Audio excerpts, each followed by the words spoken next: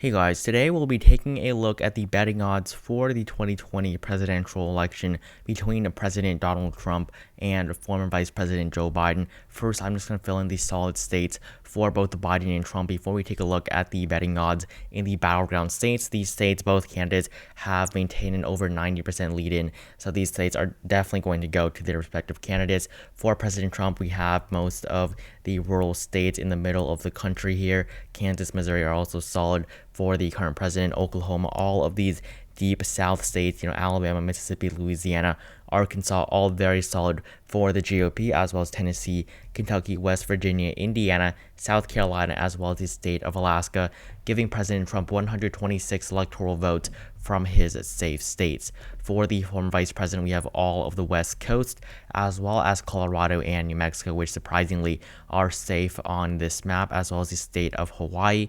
We also have the state of Virginia and Illinois. New York, 29 electoral votes, and then most of the Northeast, with the exception of the state of New Hampshire, which I actually want to talk about today. So it is a solid margin, but I think it's going to be a little bit closer. I do want to talk about the state of New Hampshire. So New Jersey, Delaware, Maryland, as well as the District of Columbia, giving Joe Biden 213 electoral votes. This is just 19 electoral votes worse than the margin that Hillary Clinton was able to lose by. She won 232 electoral votes. Joe Biden, with just his safe states, 213 electoral votes. Now, before we move on, make sure you join my Discord server if you have not. The link is at the very top of the description below. So first, I'm going to take a look at the battleground states, starting off with the state of Texas, 38 electoral votes. Joe Biden is down at 31% to President Trump with a 40% lead here, 71% chance of victory, 71 cents per share. As you can see, a pretty stagnant race here in the state of Texas. After the first debate, the numbers did dip down a little bit and after, of course, President Trump's COVID-19 diagnosis. We did see the numbers in Texas drop a little bit for President Trump. Since then, they have come up a little bit, so really not too much to worry for the current president in the state of Texas. That's going to be a likely state on this map. The state of Iowa, 6 electoral votes. Joe Biden actually leads in the polling in this state. He's down at 37% though per share, 37 cents to 65 cents per share for President Trump. So the numbers are also increasing, as you can see right after that first debate. Trump's numbers did fall down. Now, the last time that we actually took a look at the betting odds was 2 weeks ago, almost 2 weeks ago, a little bit over that, actually on the 30th of the month of September, so just one day after the first debate. So since then, the numbers have improved for the current president, but still they are still lower than when he was, in the month of August, which was really the peak period for his campaign since Joe Biden was able to take over in many states. Ever since the month of May, the month of August was the best month for President Trump after the Republican National Convention. However, now it's not doing as well for the current president. So the state of Iowa will also be a likely state to say that Trump is actually polling behind Joe Biden in. The state of Ohio, 18 electoral votes. This state, also another Trump state, 64 cents per share for the current president, 36 for Joe Biden. You see again, Donald Trump's numbers are increasing here in this state. However, Joe Biden still doing relatively well. And you see that President Trump won by almost 9% in 2016, over 8% in favor of the current president right now in 2016 over Secretary Clinton. So the numbers did get pretty close, 54% on the 7th of October, just a little bit over a week ago. So the state did get pretty close, but now Joe Biden's numbers seem to have fallen a little bit from his previous peak. So the state of Ohio will be a lean state on this map. And then the state of Georgia, 16 electoral votes. Joe Biden, 46 to Donald Trump, 57. We see a very positive sign for Joe Biden here. Another state that Joe Biden's leading in, but is not expected to win. But as you can see, Joe Biden's numbers have increased drastically. They went from literally 30% all the way up to almost 50% now. I mean, he peaked at 47%. He was, of course, higher at one point in time. But right now, he's doing better than ever in the state of Georgia. Actually, better than when he was in late July. But Donald Trump's numbers tanked after the first debate. So definitely, this is a very telling sign of how the election may go. If Joe Biden was the state of Georgia, there's no way that President Trump is going to be able to win in this election. So the state of Georgia, that's going to go into the Trump column, joining the state of Ohio as a lean state. Moving on, the next state I want to take a look at is the state of North Carolina. 15 electoral votes. Joe Biden, 56 cents per share to Donald Trump with 46. Of course, his numbers aren't as high as they were when he peaked in the summer, 61, was his peak during the summer months of June and July. However, now he's gone all the way back up to 57%. He was actually expected to lose this state for quite a while. However, now Joe Biden expected to win once again. Donald Trump at a pretty low point right now, 46% chance of victory here in the state of North Carolina. This is a very important state for President Trump, a state that he's not going to win the election without. And Joe Biden currently is expected to win, so he is on the pathway to victory right now. This state right here, the state of North Carolina, will be a lean state for Joe Biden. This is then followed by the state of Florida, 29 electoral votes. I want to take a quick look at this state as well. Currently, Joe Biden, 56 cents per share to Donald Trump, 49.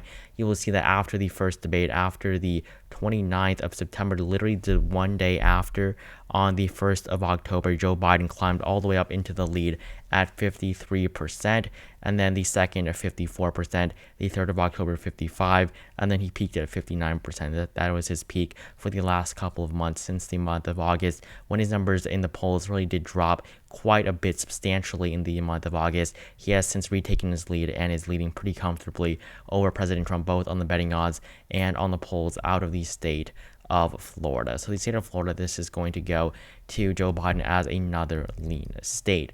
Next is the state of Arizona, 11 electoral votes. You will see that Joe Biden is up at 63 cents per share, no change today. And the numbers are okay. These are very okay numbers for Joe Biden. He did peak at 70 cents per share in just the first week of October, but now went down to 63%, but still pretty solid for Joe Biden here in the state of Arizona, a state that Trump won by literally 3.6%. Joe Biden now is doing very, very well in as of this moment in time. So it's going to be 63 cents per share for Joe Biden. This will be another lean state in the Biden column, joining both North Carolina and the state of Florida. Next, I believe we have the state of Pennsylvania. I believe that is next. Actually didn't do that right. Okay, I just closed my tab for Pennsylvania, so I'm going to find it again. The state of Pennsylvania, Joe Biden, as you can see it right here, he has a 69-cent share. This is pretty high actually for Joe Biden in Pennsylvania. Dipped all the way down to 59 cents right before the debate. On debate day, he led with 66 cents. Now he's up at 69. He peaked at 75 on the 7th of October. So what this all, the trend of all of this is that Joe Biden's numbers have definitely increased from before the debate. He peaked around a week ago after the debate, and since then his numbers have come down. However, still Joe Biden is still doing very, very well in most swing states. Next, I believe we have the state of Wisconsin. So the state of Wisconsin, yes, Joe Biden, 71% chance of victory here. You see, once again, I mean, this state did get really close after the RNC, after, in the month of August, which was, of course, the best month for President Trump throughout this entire election cycle. However, you'll see that on the 29th of September, 68 cents per share, it peaked at 75 and then again at 76%, 77%. Since then, it has come back down to 71, but still higher than the 68% share that Biden saw on the day of the first presidential debate. So this, of course, has benefited Joe Biden once again. So the state of Nevada, or not Nevada, Wisconsin is going to go into the likely column. I don't know why I said Nevada. I'm just really tired right now. So I apologize for that, but not Wisconsin. The state of Michigan, Joe Biden at 74 cents per share to Donald Trump with 29 cents. And so Joe Biden up there all the way at 75, as you can see, peaked a little bit. However, now he's still doing all right. I don't see Trump winning the state of Michigan, so this is another state that is going to go into the likely Biden column. The next state, I believe, is going to be the state of Nevada now. So the state of Nevada, Joe Biden currently has a 76% chance of victory to Donald Trump with just a 26-cent share of the state of Nevada. And as you can see, Joe Biden's numbers, of course, a little bit down from his peak on the 8th of October here in the state of Nevada. However, still a very strong margin for the former vice president here nonetheless. So that is going to be another likely state for Joe Biden, the state of Nevada. And then the state of Minnesota right here, the state of Minnesota, Michigan. The state of Minnesota, Biden has a 77% share, so this is a little bit down, but still doing pretty well for Joe Biden. 24 cents for Donald Trump. This state did get pretty close on the 29th of August after the Republican National Convention.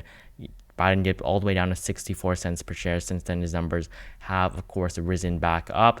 So the state of Minnesota is also going to be another likely state on this map, joining the states of Wisconsin, Michigan, and Pennsylvania, which right now these states alone would get Joe Biden over 270. He can lose his other 3 states, Arizona, Florida, and South Carolina, and still win the election with 375 electoral votes. However, that margin really wouldn't be too strong. So 330, that's a very strong margin for Joe Biden. Finally, we have the state of New Hampshire. So this state right here, 80% chance of a Biden victory. This is technically a solid margin on predicted, and Donald Trump 21 cents. But the reason why I do want to talk about this is because Biden's numbers have surged quite a bit here in the state of New Hampshire. Just yesterday, it wasn't a solid state. It was a solid state a couple days ago. However, the numbers are pretty up and down between the solid and likely for Joe Biden in New Hampshire. But the story is, Joe Biden's going to win this state, no doubt about that. The state Clinton won by just 0.3%, very, very close race here 4 years ago.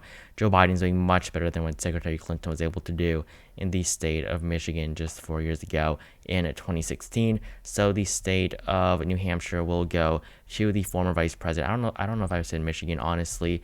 I hope I didn't, but I'm not really coherent right now. But so basically this would give Joe Biden 334 electoral votes to President Trump with just 204, and Joe Biden would of course win on this electoral map, flipping these states to Arizona, Florida, North Carolina, Pennsylvania, Michigan, and Wisconsin.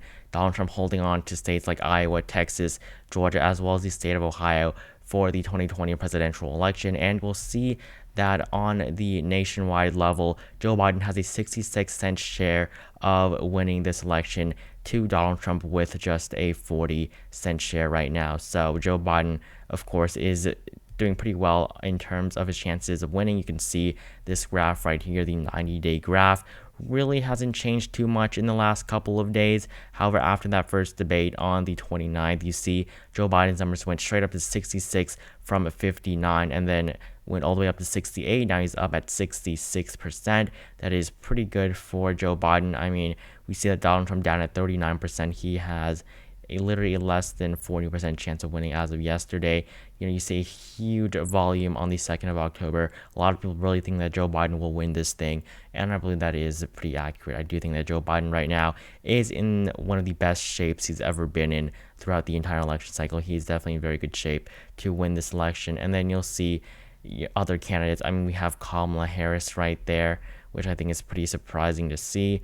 She literally had a 8% chance of winning the election in August. And then putting in Mike Pence's numbers, which I also want to take a look at, and removing Kamala's, you'll see that Mike Pence on, the days before, days when Trump just was announced that he had COVID-19, you will see that Pence numbers went all the way up to 5% in terms of his chances of becoming the next president. That's just because COVID-19, people were betting on something happening to Trump, or Trump using it as a way for him to exit the race and be replaced by Mike Pence. But that's not going to happen. Donald Trump is going to go through with this no matter what. We saw yesterday at those town halls, or 2 days ago, but they're not going to change anything. Not 2 days ago, yesterday, but they're not going to change anything, and they are going to remain the same. The numbers are going to remain basically the same for Joe Biden and Donald Trump. Really, President Trump needs a great third debate performance like he had in 2016. It wasn't great, but it was definitely much better than his other performances, and were really able to sway voters towards his side towards the end of the 2016 race. So again, Donald Trump is in trouble right now. I mean, he's down in so many crucial states that he won the last time around. He has to flip basically every single lean Biden state, as well as 2 of these Rust Belt states, unless he wins the state of Pennsylvania. So Donald Trump in a lot of trouble right now, and the numbers are not on his side either. People do not think that President Trump will win the election. And again, this is the full 2020 map, as you can see right here. 335 for Joe Biden, 203 for President Trump. This is just because different numbers in the second districts of Nebraska and Maine, which I really do not think are too important to discuss. As of this point in time, they're not going to decide the election, so I don't really want to get too much into that. But thank you guys so much for watching this video. Join my Discord server if you have not. Leave a like down below if you haven't either. Subscribe to my channel if you're interested in more election content like this. Leave your thoughts in the comments below, along with suggestions for videos you'd like to see from me in the future. Again, I'm sorry if I sound totally incoherent in this video. I really want to get this out for you guys. So yeah, And I will see all of you guys in the next video. Thank you guys so much for watching.